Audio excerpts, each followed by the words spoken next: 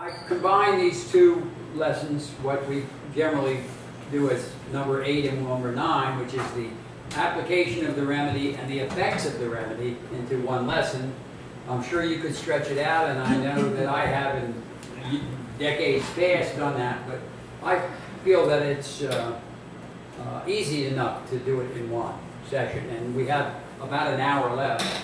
So we'll see. I may not get through this in an hour, but I would normally get through it in about an hour and a half. Now, as a means of making land common property, what objection is there to the public purchase of land? You can't right a moral wrong with another moral wrong. Ta-da! And in the case of purchasing the land, it would be buying the natural opportunities that are morally everyone's in the first place, right? By virtue of our birth. So why should we buy what already belongs to us? Even if it would be cheaper than fighting wars over it or something. But that's the moral objection to the public purchase of land. Is it necessary for the government to take possession of the land? No. No. And what would be well, let's just go ahead and push the button here. And if the rent were collected, would land be common property?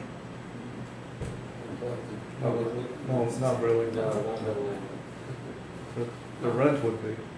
The rent would be. Well, I mean, the rent, I know there's people who make that distinction, but to me it's a distinction without a difference. Yeah. If we're collecting the rent, obviously, and I know I've heard many people like Steve Cord talk about, well, we don't believe in common property and land, we just want to collect the rent. I'm going, well, what justification is there for collecting the rent if the land doesn't belong to everybody? If you believe in private property and land, then we should not, land tax would not be justified, would it? Right. Would the public collection of rent satisfy everyone else's equal right to the same parcel of land? Yes. Yes. And need land titles be withdrawn or altered in any way? No. Yes. Why? They would continue to be held by those who hold them now. We already take some rent through the real estate tax. We need only to assess and collect the rental value of all privately held land. And so one of the criticisms is that there is no objective way to assess the rental value of land. You agree? No. No, it can be done objectively. And it seems to me that it's really as simple as a subtraction equation. Production, in this case income, minus wages and interest equals the potential rent. So income minus wages equals rent. Minus wages and interest equals rent. And I showed you this before where, and slow me down if I am going too fast, but I'm only going fast because I showed you this before. You take a piece of land, and let's say it's residential land, and I put a $150,000 house on it, and I am told by the local realtor I could get $1,200 a month. That would be $14,400 a year for it. Well, obviously, we believe in the return on the capital. So we've got to pay interest on the building, and if the current rate of interest was 3%, then that would be 3% of a $150,000 investment that we would pay. And I should mention, if the bank's paying 4%, but we expect 1% inflation, I don't have to worry about that, do I? What's going to happen to the value of my building if there's 1% inflation? It's going to be 1% more valuable. So all I have to do is get 3% for the building, and so I'll get the $4,500 in cash, and my building will be worth 1% more if there's 1% inflation. I missed it. Somebody said something. I missed it. Well, or the money will be worth 1% less. And which is what, in reality, the money is worth 1% less. Yeah. Yeah, because the money is the measure of value. So it's counterintuitive. And I just picked 1.6% of the value of the building for maintenance, and I haven't put in anything for depreciation or anything, because 1.6%, if we put it aside, is going to repair the roof and the siding and all the heater and everything else, and in 100 years we probably won't be any of the original house left. We will have replaced it all anyway with 1.6% or $2,400 a year. And of course, as you point out, if the money loses value, we may have to put more as years go by, but at least for the first year. And just so that we don't take any risk on it burning down or a hurricane, we'll have some insurance, $450, and the management. And I have just used 1.23% of the building value, which was my best guess as to about what it would be in my neighborhood. But it's not this, and it's not what is usually the case, where they say, give us 10% of the rent and give us 1 month's rent every time we get a new tenant, which on average is about 3 years, because it's the prevailing rate of wages. It's not any percentage of income. I bet you the people who find you a new tenant and manage these high-rise buildings don't get anywhere near 10% of the rent. I mean, what do they rent for a month? $5,000 a month or something for one of those apartments? So it's obviously the prevailing rate of wages, but I thought that a percentage of the building was more accurate than a percentage of the income. But anyway, so what's left is $5,205. And what does that represent? That's the land rent. That's the land. But I don't know if that's the highest and best use, so I try a $250,000 building on the same lot. And they say, oh, $1,800 a month or $2,160, $21,600 a year. And I look down and I go, oh, well, given the same percentages and so on, I get $6,275. And I say, well, that's clearly more than $5,000. And then I put a $350,000 building on it for $2,100 a month or $25,000 a year. And I look and I go, oh, only $3,745. So what is the full rental value of this land? The middle one, second. Yeah, $6,270. That might be somewhere in between the 150 and the 250,000, or somewhere between the 250 and the 350. But that's how you figure out what is the rental value of the land, by figuring out what will give you the highest and best use. I'll just rule number one, always turn your phone off, right? So, anybody want to stop me on this? So the highest use is 6,000. Yeah, that's the highest rent I can get, and so we always want to go back to that simple equation: production minus wages and interest equals the rent. But only when the land is put to its highest and best use. And the way we figure that is by experimenting with different sized buildings to see which one will yield the highest rent, the highest amount over and above what goes to labor and capital, what goes to the building and what goes to the people who maintain it and manage it. You with me, Geraldo? Yeah, I like that. So the top row is, I'm sorry, That's all right. where you have 1,200, 1,800, 2,200, that's always the same percentage of the building value. No. Thank you for asking. That's the This is what these numbers. Yeah. Agree? That's what the local realtor tells me, that at this location I can rent the $150,000 house for. Okay. On this location I can rent the $250,000 house and the $350,000. Obviously, one of them is what we would call overdevelopment. Right. That's the market value. The market value. So that's people critical will pay because, to use it yeah, at that location. yeah. And I guess yeah. at some point, obviously, the $350,000 house for this neighborhood would be overdevelopment, and people just wouldn't be willing to pay as much per square foot of floor space as they would for these smaller houses. Back for this one in the middle. And in your model, you have all the factors the same. So the only one who's changing That's is right. The only one that's changing is these green numbers, how much people are willing to pay. Right. And when I get to next week, you'll see what I'll do it with high-rise buildings. And that's how you can see that with high-rise buildings, which every city has, not like they have here, but every city has a few at least. You can, if you figure out the cost of each height of building or each size footprint then when you can assess the value of the land by simply how much people pay per square foot to rent the space inside the building. You can figure out the rental value of the land by that, because you know what it costs. Once you find out what it costs to build them, and remember, the higher you go, the more it costs. So then inversely, and I'm actually thinking of a real building, Yes. if you artificially lower the land rent, you can raise that green number on top. If you say that I'm not going to, you make a abatement, let's say, and you don't collect that land rent. I don't know, I haven't thought this through, what you're saying, but. Because that's what they did on 157, What I on want to 57th say is Street. that the land rent is the surplus. If you So do if it, you lower the interest rate, if you lower the maintenance cost, the No, no, management keep fee, all then you that. raise the land rent. no, but suppose you do it the other way around. Suppose you keep everything as it is, but then you artificially say, I'm only going to, if you're the city, let's say, I'm only going to collect $1,000 land rent and the rest is the buildings to do with, then automatically you can have a larger building value and charge more, and get more per month from the I don't think tenant. so.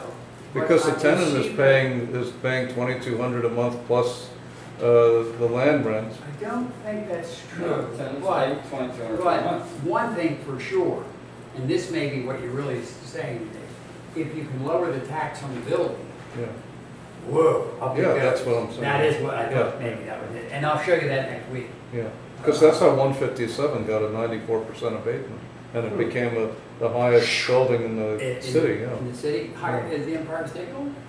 There's another one that's gonna be higher, but that one's Oh almost my as high. God. How about that? Yeah. All right, what tax can be collected with the greatest certainty? The land tax. Can land Sales, move? sales tax. Pardon me? Not Sales so. tax. Sales tax, yeah. I just bought a watch on the sidewalk. Do you think they paid a sales tax? Can a tax on the rental value of land be easily and cheaply collected? Yes. Yes. There's no accountants, no deductions or exemptions, no loopholes or auditors, no temptations to lie or cheat. Either you pay or you lose the title. Now, I'm not saying in a transition it might not be a practical thing to say to the poor widow, or we give you a homestead exemption or something like that, maybe in a transition. But in the concept, there's no fooling around. It's just you're renting the land, basically. Pay it, or use it, or lose it. And so it would be so simple by comparison.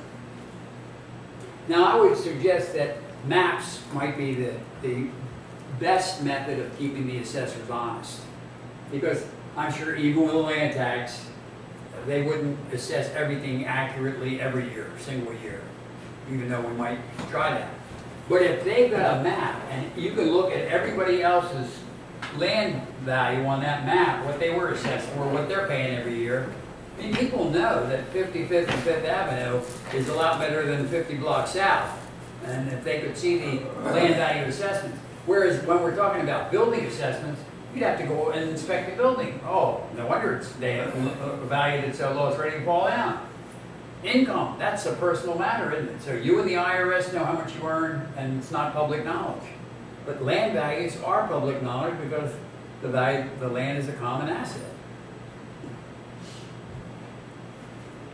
What did George propose? Why did he propose collecting 95% of the rent of the land instead of 100? The management gets something. Yeah, he said, you know, I'm not saying that we wouldn't be entitled to it, but management. We keep the bureaucrats out of managing the land. They won't be assigning titles or anything. The guy who's done with it just gets a nominal fee and sends it on to the next guy. And of course, all of the taxes would be eliminated. Now, the rent could be collected locally, shared with the state and federal governments, or the reverse. And I don't know which is better, but the one point that George makes is that when a bureaucracy is at the local level, those citizens seem to have a lot more ability to scrutinize what goes on at the local level than they do at the state and federal level. That's what we had with the Articles of Confederation. Article 8 was that. It was a property tax and it was supposed to be collected by the city and the state. And put passed up to the on to federal. the upper echelons. Yeah. And that's what I favor, Yeah. is to have everybody at the local level collect it. The state could assess the rental value of the land and say, well, what would the land be worth if none of the local improvements were made to it? The federal government, I mean, you got a natural harbor out there. Not anything that the state of New York, let alone the city of New York, has provided. So I think it would be fair for the federal government to get some money, more money out of New York than it did out of someplace in Topeka, Kansas, right? I was thinking about I-95. If we're going to let the federal government fund the construction of I-95, the increased land values perhaps should go to the federal government so that they can do more kind of projects. Maybe on the other hand, it wouldn't be necessary for the federal government to build I-95. Each state or each county maybe could have built it themselves. Who knows? But those are questions, political questions, I guess, that we have to decide. Now, consider the burden of the single tax. Remember, with the single tax, collecting land rent and no other taxes, on the farmer that owns the land. And remember, when George proposed this, what percentage of Americans lived on farms or in rural areas? More than 50%. Yeah, more than half at least. And I guess it was until around 1900 that the balance shifted and more people lived in cities and urban areas. So what is the value of agricultural land compared to urban land? It's lower. Hundreds, and in the case of New York City, thousands, maybe tens of thousands of times more valuable per acre. So the farmer who has a lot of land, but he has low land value by comparison. Now I've often thought, when a guy is farming, let's say you're buying a farm, or you bought it some years ago, but you're still making a mortgage payment, and there's a drought. You go to the bank and you tell them, oh, there's a drought. You're going to forgive the mortgage payments for this year, right? And then you wake up, huh? Yeah. You bought it, you got the money. Hey, we want their money back, just like you promised to pay it back. But if you were just renting the land from the government, there's a drought. Well, when there's a drought, what happens to the rental value of land? Agricultural land? It goes down. So the rents go down, and maybe they would just forgive the rents. Or a flood. I mean, we've seen in the news the last 20 years all these different floods around. Oh, there's a flood. The farmland's underwater.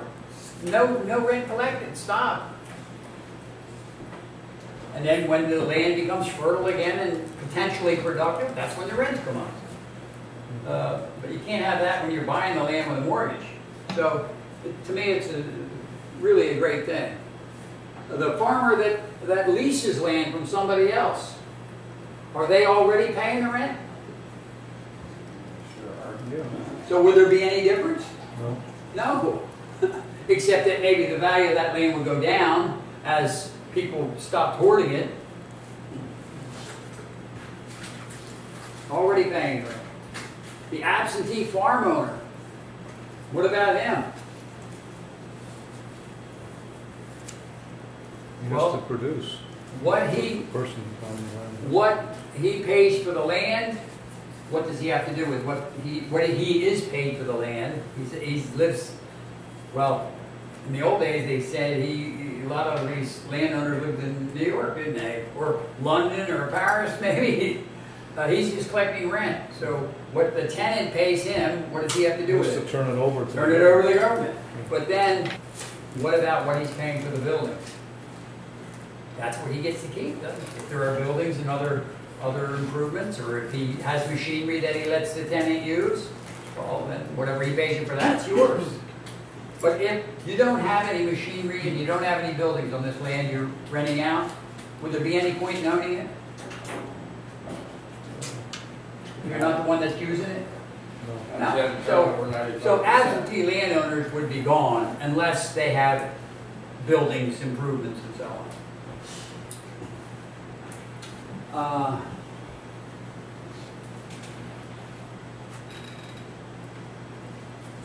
How about the guy who is landowner with a business?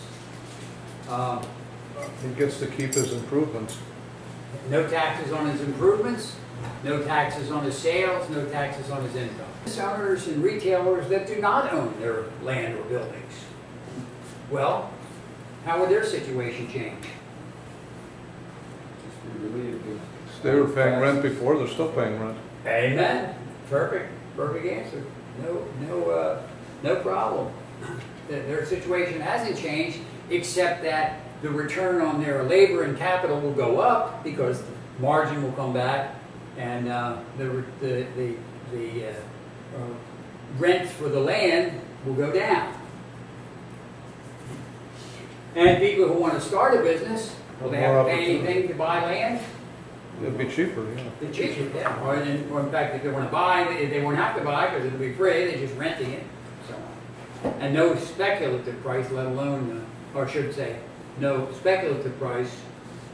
No hoarding price. No price at all, much less a speculative price. That's what I'm going to say. Corporations that compete in international markets, like exporters. How would the burden? How would the burden of the single tax fall on them? It'd be good because then there is no tariffs, right? Yeah, no tariffs.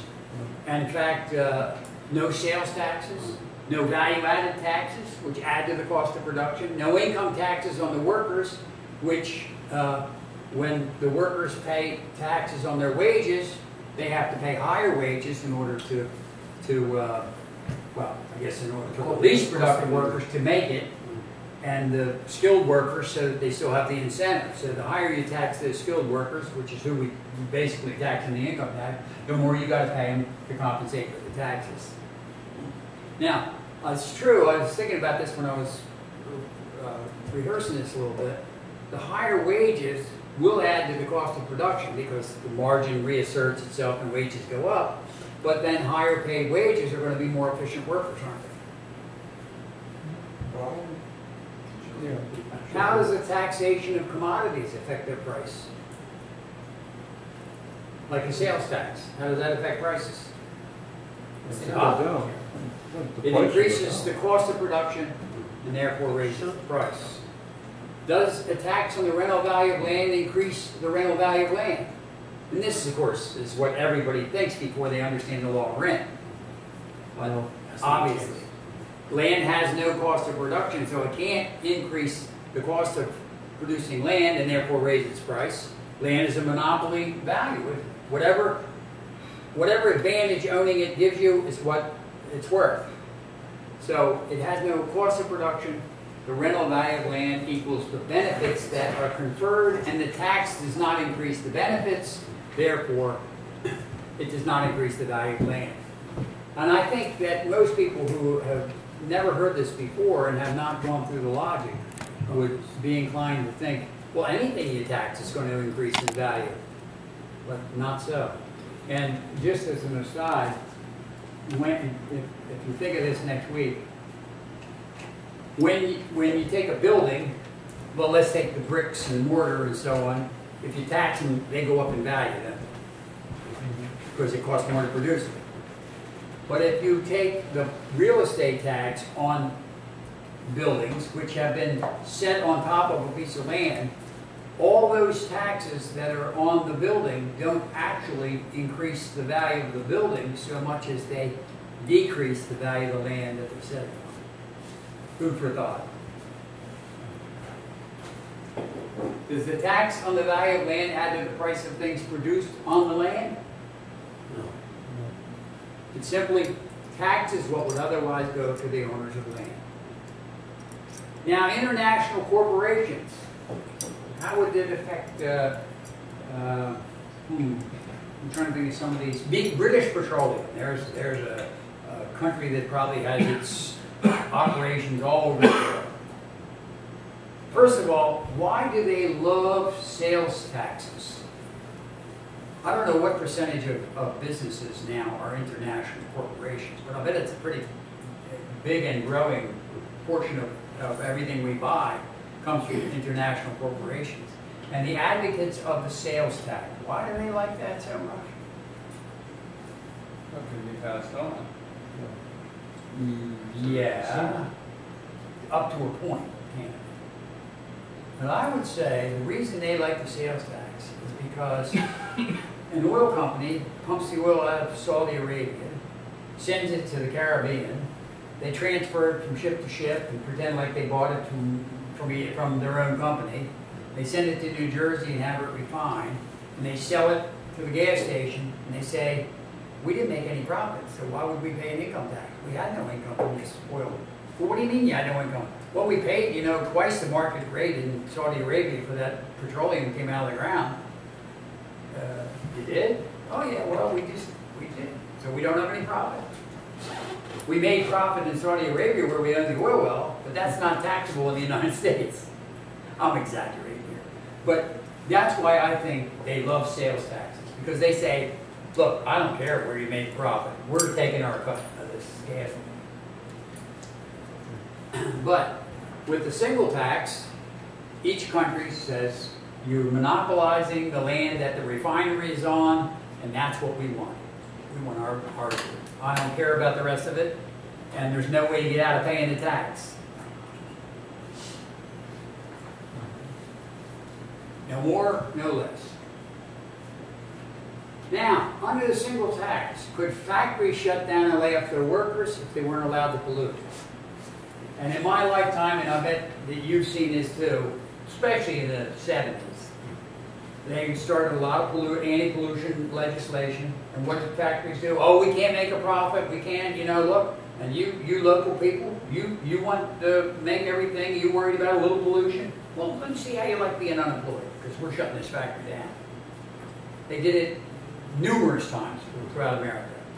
And especially before they even actually passed the legislation to stop the pollution, they were threatening the legislatures. Well, this will cause massive unemployment. We can't possibly make a profit if we can't pollute a little. But under the single tax, sorry, you can lay the workers off, but your tax bill is the same, isn't it? Yeah. And yes, the land would be worth slightly less if they couldn't pollute, at least in the short run.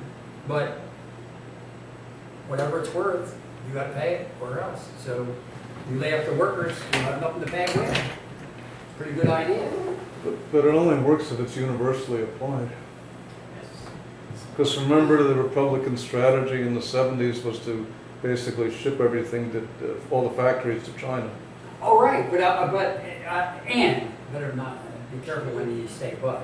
That means whatever he said isn't right. And I'm not arguing that. I'm just saying, and in Philadelphia it's a classic because they were big in textiles and so on. Botany 500, Ole Cassini, these companies. They shut those factories down because they wait, and I think part of it was they were waiting for tariffs. And then they just opened up factories in China, not China at that time. I guess it was mostly Bangladesh and Mexico. And so. And they just let them sit. Well, of course it caused unemployment. The land sat idle. But with a single tax, they can shut the factory down and move away. But they got to pay the same as if they had it open.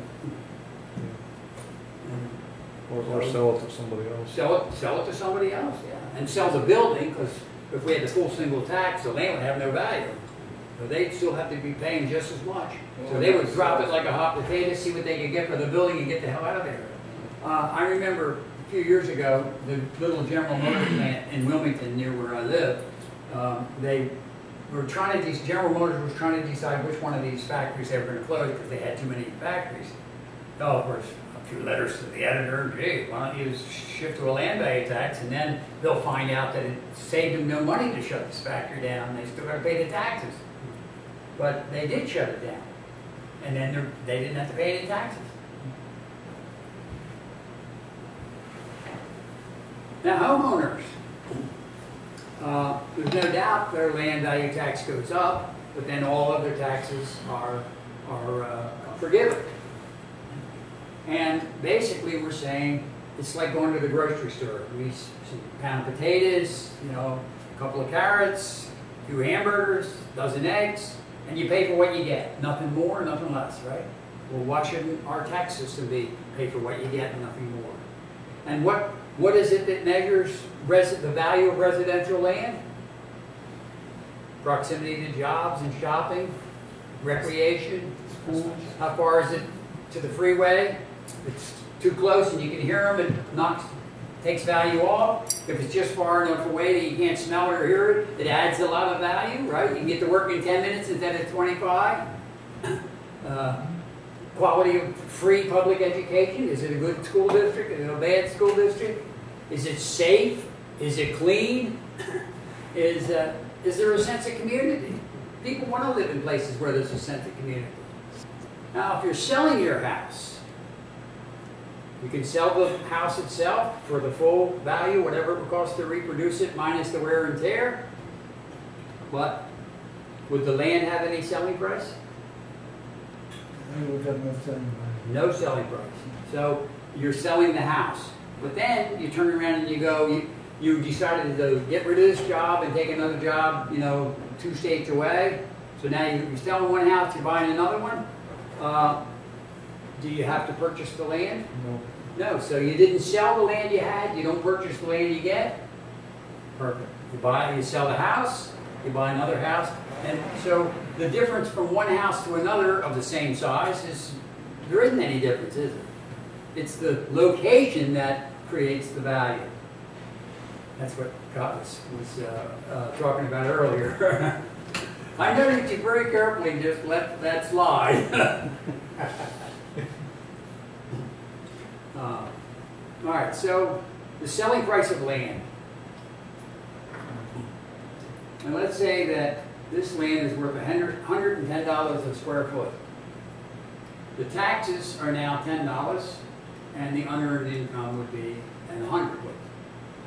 And if we're talking about the selling price, if the current rate of interest was 5%, 100 is 5% of 2,000. Fair enough? Yeah. So we say, well, we'll introduce the single tax gradually, and instead of $10, we'll charge $60. Well, the unearned income then is $50. 50 is 5% of 1,000. But then we say, oh, but that's only halfway there, so to speak. Let's collect $110. Now what's the unearned income? Zero. Zero. And so what's the selling price? Zero. Zero. Zero, yeah. Now, when I was getting ready for this, I went, what's that last slide for? What is that? And this is what Henry George is close as I could come in a round number to 95% of the $110 a foot. So the unearned income's $5. And at 5%, that's $100. So nominal fee. And I guess the virtue of this, I'm getting ahead of myself. I thought I had a note in here. Probably do later. No wild fluctuations in the price of land. There's nothing to buy. There's nothing to sell. And if the price starts to go up dramatically, you see somebody paying $1,000 for a piece of land instead of $100. You go, assessor, get down there and check this out. Before the sale even takes place, you see somebody asking $1,000.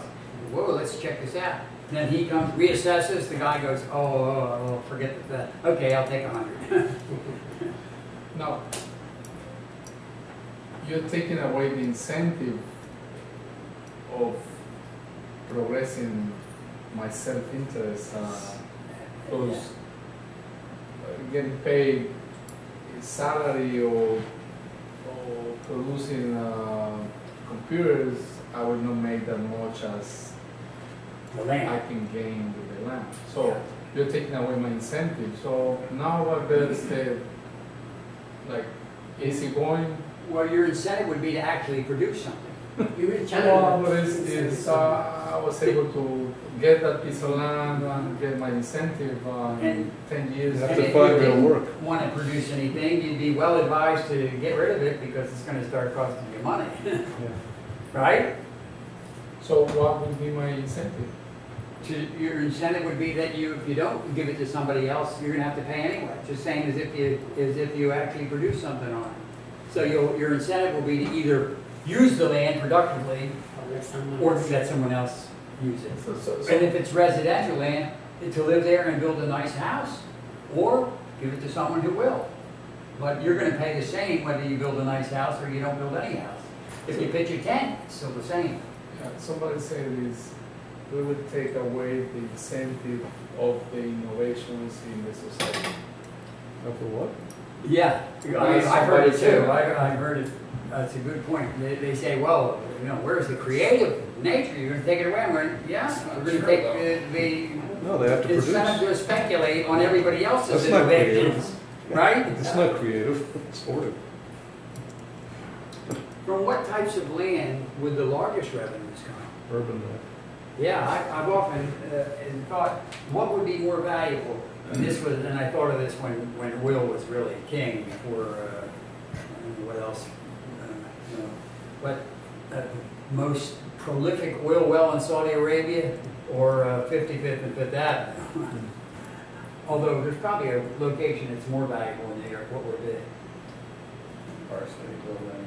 57th Street, the Billionaires Row is what Is where? is on mid 57th Street. So it's pretty close to what I Yeah. said, 55th and 5th Avenue. So that's my point is that, and in the 80s, there was a newspaper article that said that there was a piece of land in Tokyo that sold for $6.8 billion for 1 acre of land. Now that's the speculative price, not the rent. But still, if it sold for that, the rent must have been phenomenal for the land, and this is a vacant piece of land. So, The only reason it sold for that is because somebody wasn't collecting the rent. As the rent goes down, the price goes up. And they weren't, obviously, they weren't paying income taxes and everything else to any great extent. That land was thought to be, at least, more than a gold mine, even more than a diamond mine. That might have been better than the oil well, huh? All right, so commercial land where there's a dense population. And then I suppose comes diamonds and gold and oil and all the other things. And industrial land where there's a deep water port and railroads and all the infrastructure. What about the population? Would people in rural areas be more closely associated if all the land speculation stopped? And what about in cities? Would they be... Now, I guess the question for clarification, which is more densely populated? That part of Park Avenue where all the high-rise condos are, or Harlem where they got 2 or 3 families living in one apartment? I guess Harlem is. Well, Harlem is really. Well, I got the ears. Harlem is more Harlem densely. is more densely populated per acre. I don't think so, because you Well, got per taller square buildings. foot, That's my argument here. Yeah. What would be, with the single tax, what would be the functions of government? There will be no function. Although, somebody's got to do what? The first thing we would argue the government should do is collect what? On land. On land, values. Collect the rent. Now, I suppose that there are some traditional things that we might like to keep, even though we might not think we need to have as big a military as every other country put together, but we still would spend something on national defense. And while we think that crime would be grossly reduced, we would want to preserve order and administer justice. And how about the infrastructure? We want to do that. Provide for the common good and the increasing needs of social growth. Well, that's kind of a quote from George, but it could mean whatever you want it to mean, I guess. Education. I think it would include protecting the environment, and I think we would want to do some medical research if we want society or civilization to advance. Develop safe, non-carbon polluting, inexhaustible energy like solar, wind, geothermal. And what is the last thing we probably would be able to do with the rent? If we couldn't do it today, we could do it someday. Education, provide for education, provide for education. Oh yeah, could do that. I'm thinking about a cash dividend. Oh. What Jeff Smith calls a CD, citizen's dividend. And of course, if we had that, you could spend it for education and so on. I think that Russia. when the socially created values became great enough, even if they weren't quite there yet, this would be a perfect leveler. You're smart, you're talented, you're strong and healthy. You're not so good, but this money would go equally to both of you, and it wouldn't be in any way at the expense of any value that could be attributed to the production of an individual or corporation, which would be a group of individuals, but it's a socially produced value that cannot be attributed to the efforts of individuals, and therefore it would be shared by society. How that is going to be implemented? Pardon me? How is it going to be implemented? Well, after you teach the course, you're going to have a dozen people who believe this, and then they're going to teach a dozen, and while there's maybe some memory of us. Teaching doesn't mean that necessarily they're going to be earning money to distribute that wealth. That's true. But has to be implemented in a certain way. And we don't know because that society doesn't work strictly that implementing things. We don't know that people will do the right thing, even when they have political power. I mean, we saw America was a democracy, and we had slavery for, how many, wasn't it 175 years we had slavery after we became a nation? And it was purely democratic, so to speak. I mean, slaves didn't get to vote. Not if you were a slave. But even if they had, if they had gotten to vote, I think they would have voted their freedom. Probably. But you could see a situation where the majority could vote to enslave the minority. It would be totally democratic, but it wouldn't be just. So I don't guarantee you, even if we had the single tax, that people would vote to create a cash dividend with the surplus, but they'd have that option, and it wouldn't be at the expense of any particular person. That's the point. Well, I'm going to be. I wonder how I was going to get out of that. I'm going to be devil's advocate. Go ahead. If you had the privilege of collecting the surplus value that's being created, why would you want to change that?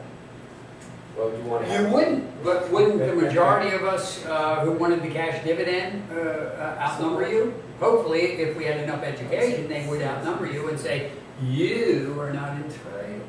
Well, I have the laws in my, before we got the single tax through, and you would endow universities who would teach people that without private property and land, the country could not function. There would be a terrible depression and horrible unemployment without private property and land, which, of course, is what they said about if we let the banks squander, right?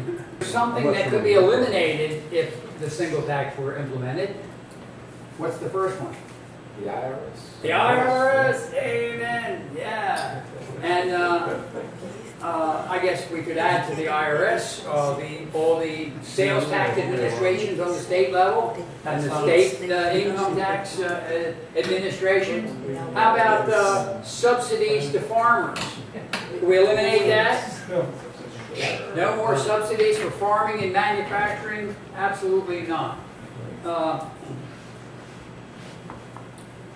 I remember that bumper sticker that says, agriculture feeds you. Why, if it wasn't for farmers, you'd all be starving. Yeah, and farmers can't make a living. Well, if they stop growing food, what would happen to the price? Go up. Go up, and then they would make a profit.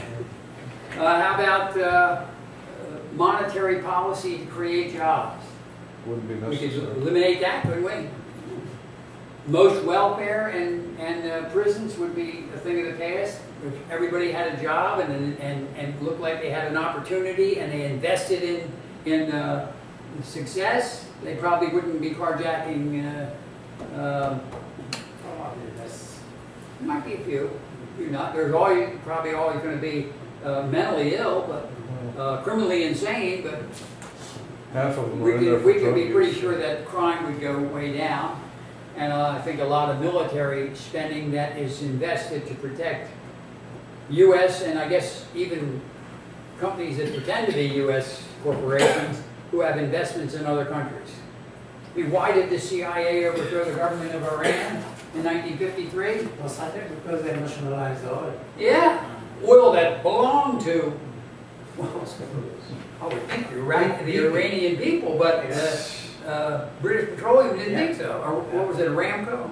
Aramco is Saudi. That's This is Anglo-Iranian. And so not only oil, but how about those banana plantations in Latin America? When a year later, the United States government flew air support for the revolutionaries who overthrew the democratically elected government of Guatemala. Arbenz. Who's from Guatemala? Arbenz. Arbenz. I got that right, didn't I? Yes.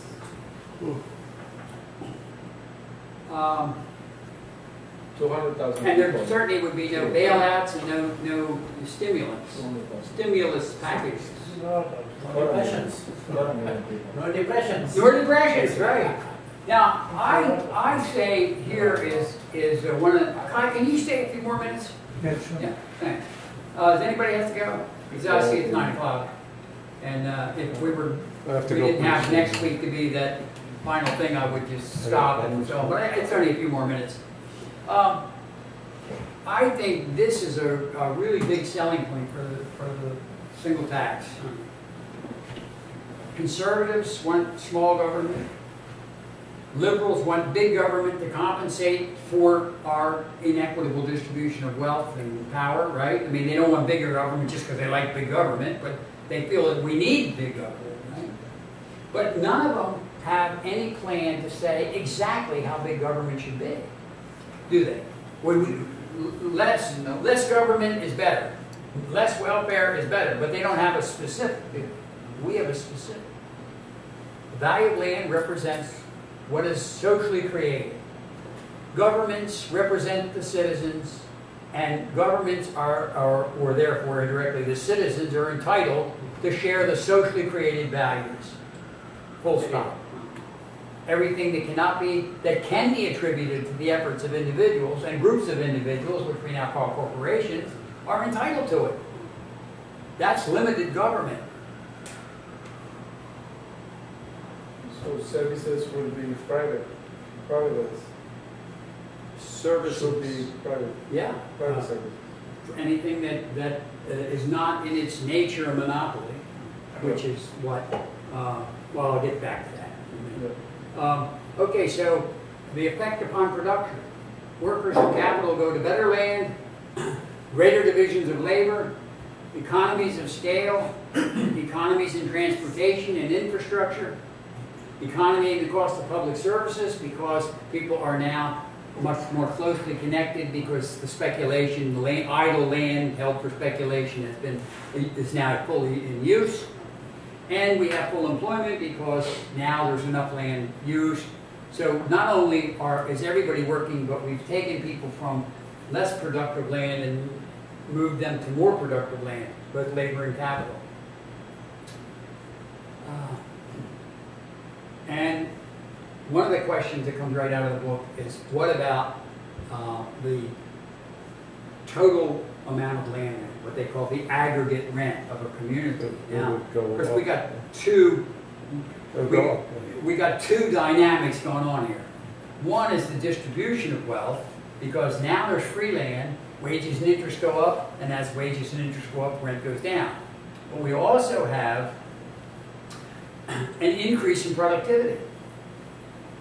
So here was my chart before, and we had 1/4 of every grade of land held for speculation, which I would suggest maybe not that far off when you think about underused land, as opposed to just used or unused.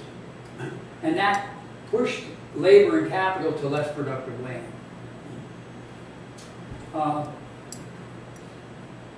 So if we tax the value of land and stop land speculation, labor and capital gravitate toward the more productive land, the most productive being the center of cities. Then there's more people and there's more subdivisions of labor and economies of scale. We're saving on the infrastructure because now there's twice as many subway trains running every hour. People are moving, and goods and so on are moving more efficiently. I don't know that they can move more efficiently in the city of New York, but out in the rural areas, people are more closely associated, and so the highways are more in use. And if we were to double productivity because of new technology and greater skills, true, it would probably require more land because the new machines would require, demand more land. but still wages and interest would go up. In this model, we're going from 16 to 24, but the rent of land would go up from 20 to 48, and that would be the socially produced value. So I would say as productivity doubles, it increases disproportionately on better lands, just as inventions increase productivity more where population is dense. But what invention increased land values in the city of New York more than anything else that we can think of? Elevator. That's exactly what I'm thinking of. Exactly. So you can see how inventions increase productivity disproportionately more where population is dense. But I was thinking also, it's not just inventions in urban areas. Farming machinery, wouldn't it increase productivity more on the more fertile land than it would on the less fertile land? And the less fertile land is where wages and interest get the full product. So you can see that it would increase wages and interest because it would increase the productivity on all land, but the more fertile land would be increased more by this mechanization. Yes. So you can see how while wages and interest go up with every invention, rent would also go up because of the disproportionate increase in productivity on the superior land, and especially where population is dense. That was good, Scott. You need less people working. You would need less people working, What and happens we would. if And when wages go up, you have a choice. You can either work more hours or enjoy more life because you can afford to work less. So you would have the choice. Man's desires are unlimited, but some of those desires are for leisure and for spiritual and intellectual enrichment, right? what happened with the displaced people? The displaced people would find that there was plenty of opportunity because the people who were hoarding the land and creating the artificial shortage would have to let go of it. And so there would be an abundance of opportunity. Say that. Now this, I really tried to come up with some kind of a thing that would show all that I've said here in these last couple of minutes, and I couldn't. I tried many times, I couldn't. But I decided maybe a pie chart would demonstrate it. And if we forget taxes for the moment, and we just look at the distribution of wealth, and we say, and of course, I think this probably isn't that far off when we hear these things about 90% of the wealth is now enjoyed by 0.1% of the people or some bizarre equation. I don't know what the income is, but this is income here. This is the gross domestic product. And if wages and interest, and of course there's no breakdown of the return to capital, there's no even publication of how much capital there is. But if wages and interest together got 15% of what's produced every year, and land rent and other monopolies got 85% of it, that's what it would look like. And what we believe is that all taxes come out of rent. So we know, and we do know that about 25% of the gross domestic product is taken by the government in taxes at all levels. So this is what it would look like. And you can see that still the private landowners and other monopolists get about, and then this is just me taking a guess at this, just to illustrate the concept. I have no idea if this number is right, but 60% out of the whole pie, 75 and 15. Now, we introduce the single tax, and we see that the gross domestic product goes up from 2,200 to 4,000 because we're shifting people to this more productive land. We're much better able to cooperate. But, and I should say, and wages go up to 54% of the pie. And the land rent is 46. Of course, society gets the land rent, which is not quite half yet. And then we double production again, like I did in the chart, and the pie gets much bigger, and wages go up from 22.40 to 36.60, but as a percentage of the product, wages start coming down and the rent goes up. So you may remember from Progress and Poverty, where he's talking about socialism by these natural processes, natural steps, I guess he calls it. Remember that? Yeah. And it seems to me that that's basically, we're saying wages and interest as an amount will continue to go up. But as a portion of the product, more and more as technology advances and societies evolve, will become attributable to the efforts of society and not to the individuals and corporations. So you'd say, well, if the rent keeps becoming a larger portion, percentage of the whole, even though wages and interest keep increasing as an amount, at infinity, which is that place you never get, a minute before you get to infinity, wages are still going up, interest is still going up, and the rent is, the social product is still going up. Now, almost there. Increasing rents would benefit the community, providing for the increasing needs of social growth. So, as population increases, the rent goes up and it funds more roads, bridges, public transportation, and public services that are needed, as well as the increase in the demands for Social Security, national health care, medical and environmental research. And we have higher wages, which gives each worker the incentive and the time to acquire greater skill and knowledge, increasing labor's productive power. George believes that the approbation of your peers is the strongest motive of human action, that it is the fear of want that breeds the worship of wealth, that the greatest waste in society is the mental power that is lost by conditions that permit so few to develop their fullest potential. The greater opportunities would create an abundance in which the moral, intellectual, and cultural life of society would tend toward constant improvement. So which conforms more closely to, with justice, taxing wages or taxing rent? Wages are the fruits of one's labor, rent measures the advantage conferred by the government or society. Now I got one more little thing to go through. Was Henry George a communist? No. Well, no, but then again, he did want to have common property and land, didn't he? So we could say he was a land communist or a rent communist.